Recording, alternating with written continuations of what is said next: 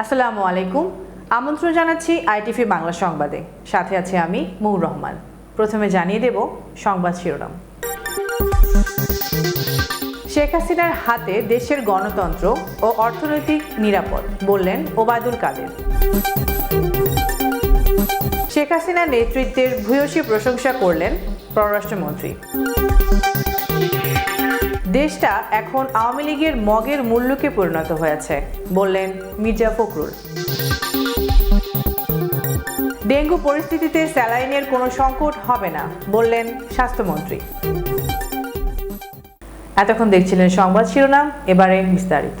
শেখ হাসিনার হাতে দেশের গণতন্ত্র ও অর্থনীতি নিরাপদ বলে মন্তব্য করেছেন আওয়ামী লীগের সাধারণ সম্পাদক ওবায়দুল কাদের।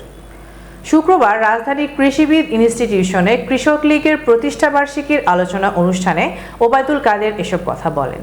কাদের বলেন, বাংলাদেশ নয় আন্দোলনে ব্যর্থ, নির্বাচনে ব্যর্থ। বিএনপি এখন মহাবিপদে আছে। বিএনপিকে উদ্দেশ্য করে তিনি বলেন, যারা আন্দোলন ও নির্বাচনে ব্যর্থ তারাই কথায় কথায় গণতন্ত্র, সরকার ও গণতন্ত্র নিয়ে সমালোচনা করেছে। বিএনপিকে জঙ্গিবাদ ও সাম্প্রদায়িকতার পৃষ্ঠপোষক হিসেবেও আখ্যা দেন আওয়ামী লীগ সাধারণ সম্পাদক। দেশের সার্বিক অগ্রগতির পথে বিএনপিকে প্রধান অন্তরায় হিসেবে উল্লেখ করে পথহারা পথিকের সাথে তুলনা করেন ওবায়দুল কাদের। তিনি আরো বলেন, অর্থ পাচার ও দুর্নীতির রাজা বিএনপিকে রুখে দিতে হবে। পররাষ্ট্রমন্ত্রী ও আওয়ামী লীগের যুগ্ম সাধারণ সম্পাদক ডক্টর হাসান মাহমুদ বলেছেন, মৃত্যুঞ্জয়ী শেখ হাসিনা সব প্রতিবন্ধকতা উপড়ে ফেলে দেশ ও জাতিকে এগিয়ে নিয়ে চলেছেন। তিনি বলেন, বারবার মৃত্যু উপত্যকা থেকে ফিরে বঙ্গবন্ধু কন্যা জননেত্রী শেখ হাসিনা বিচলিত হননি এবং আরো দৃপ্ত পদভারে জনগণের সংগ্রামের কাফেলাকে এগিয়ে নিয়েছেন। দেশকে বিশ্বের বুকে মর্যাদা ও সম্মানের আসনে আসীন করেছেন। গ্রিসে অনুষ্ঠিত নবম আওয়ার অনশন কনফারেন্সে যোগদান শেষে শুক্রবার সকালে দেশে ফিরে সন্ধ্যায় রাজধানীতে পররাষ্ট্র মন্ত্রণালয়ের সভাকক্ষে এক অনুষ্ঠানে মন্ত্রী এসব কথা বলেন। প্রেস ইনস্টিটিউট বাংলাদেশ মহাপরিচালক জাফর ওয়াজেদ রচিত ভুবনজোড়া শেখ হাসিনার আসনখানি বইয়ের মোড়ক উন্মোচনকালে প্রধান অতিথি হিসেবে ছিলেন হাসান মাহমুদ। পররাষ্ট্র মন্ত্রণালয় ও পিআইবির কর্মকর্তা এবং গণমাধ্যম প্রতিনিধিরা অনুষ্ঠানে অংশ নেন। বিএনপির মহাসচিব মির্জা ফখরুল ইসলাম আলমগীর বলেছেন, দেশটা এখন আওয়ামী লীগের মগের মূল্যকে পরিণত হয়েছে। শুক্রবার বিকালে গণমাধ্যমে পাঠানো এক বিবৃতিতে বিএনপি মহাসচিব একথা বলেন।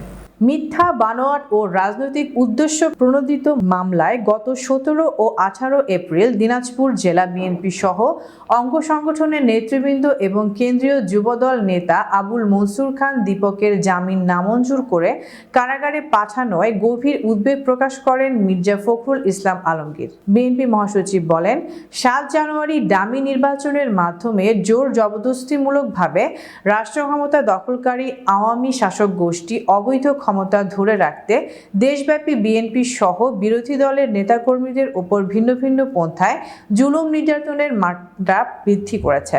তিনি বলেন, এর একমাত্র উদ্দেশ্যই হচ্ছে দেশের বিরোধী দলগুলো যেন দখলদার সরকারের স্বৈরাচারী আচরণের সমালোচনা করতে না পারে। রাজনৈতিক প্রতিহিংসামূলক মামলা প্রত্যাহার সহ নিঃশর্ত মুক্তির জোর আহ্বান জানান বিএনপি মহাসচিব মির্জা ফখরুল ইসলাম আলমগীর। ঈদের 15 দিনে প্রতিদিন সড়কে ঝরছে 19 প্রাণ।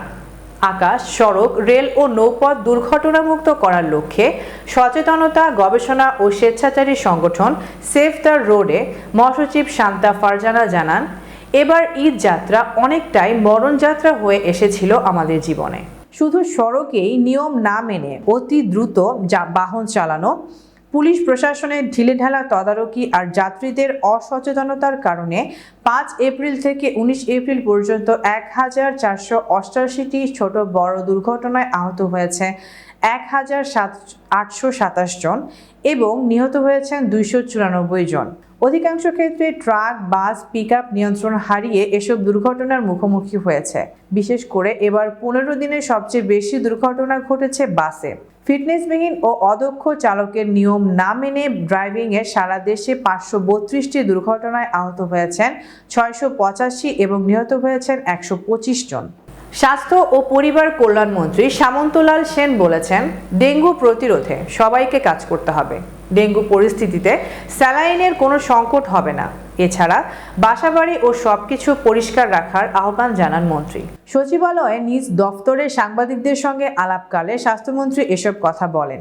ডেঙ্গু নিয়ে এক প্রশ্নের জবাবে মন্ত্রী বলেন, আমরা হাসপাতালগুলোকে বলে রেখেছি, এখন চিকিৎসকরা ডেঙ্গু চিকিৎসা সম্পর্কে ভালোভাবে জানেন। স্যালাইনের যে সংকটের কথা ভাবা হয়েছে সেটা নিয়েও আমি বৈঠক করেছি। স্যালাইনের কোনো সংকট হবে না, তবে ডেঙ্গু না হোক সেটা আমাদের সবার প্রার্থনা। বিপর্যয় না হওয়ার জন্য কি করতে হয় সেটা আপনারা ভালো করে জানেন। মন্ত্রী বলেন, বাসাবাড়ি সবকিছু পরিষ্কার রাখতে হবে, তবে অসুখ হলে তখন চিকিৎসা করতে হবে। তাই কারো যাতে ডেঙ্গু না হয় সেজন্য আমাদের কাজ করতে হবে।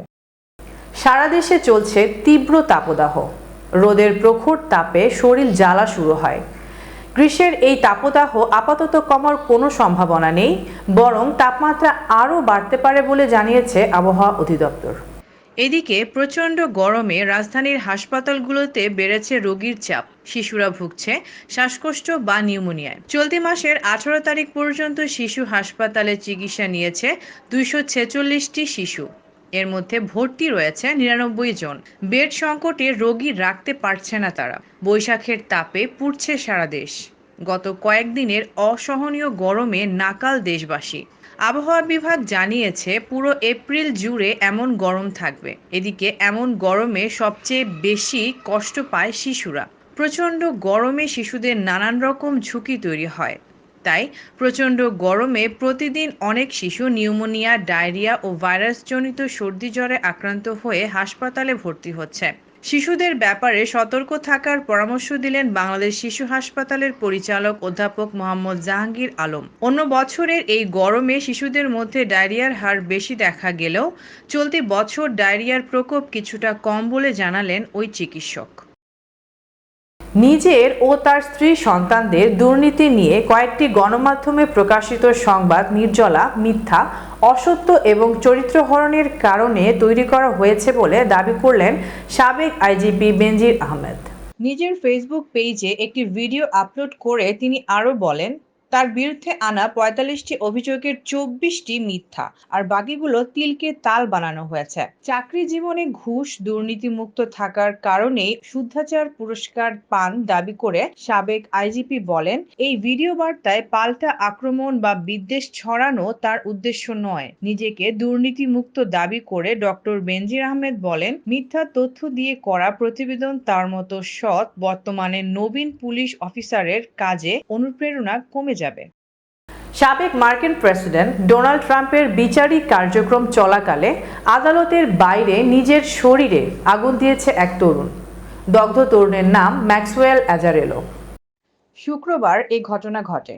পুলিশ জানায়, ওই ব্যক্তি প্রথমে নিজের শরীরে তরল জ্বালানি ঢালেন। এরপর সেখানে উপস্থিত গণমাধ্যম কর্মীদের সামনে শরীরে আগুন জ্বালিয়ে দেন। ঘটনা দেখে হতবিহ্বল হয়ে পড়ে অবস্থানরতরা। কয়েক মিনিটের মধ্যে ঘটনাস্থলে এসে আগুন নিভিয়ে ফেলে পুলিশ।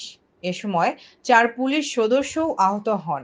দগ্ধ ব্যক্তিকে হাসপাতালে বার্ন ইউনিটে ভর্তি করা হয়েছে। তার অবস্থা আশঙ্কাজনক বলে জানিয়েছে কর্তৃপক্ষ। কী কারণে ওই তরুণ নিজের শরীরে আগুন দিয়েছেন তা এখনো জানা যায়নি।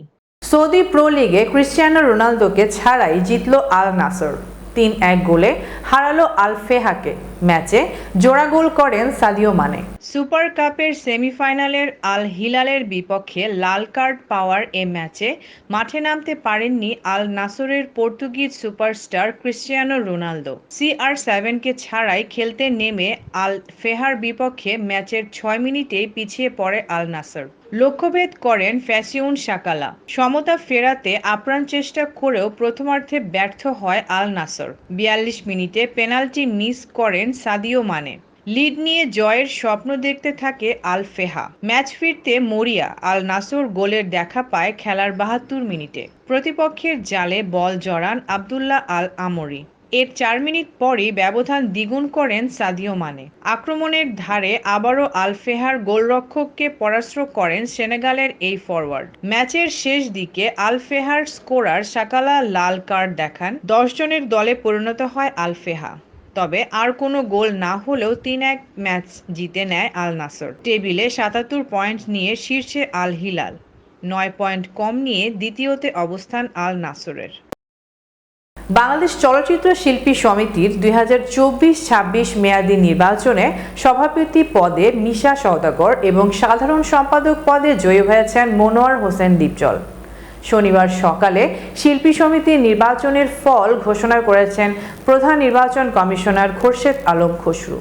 মিশা সওদাগর ও মনোয়ার হোসেন ডিপজল ছাড়াও অন্যান্য বিজয়ীরা হলেন সহসভাপতি মাসুম পারভেজ রুবেল, ডিএ তায়েব, সহ সাধারণ সম্পাদক আরমান, সাংগঠনিক সম্পাদক জয় চৌধুরী, আন্তর্জাতিক বিষয়ক সম্পাদক আলেকজান্ডার বো, দপ্তর ও প্রচার সম্পাদক জ্যাকি আলমগীর, সংস্কৃতি ও ক্রীড়া সম্পাদক মামুনুল ইমন।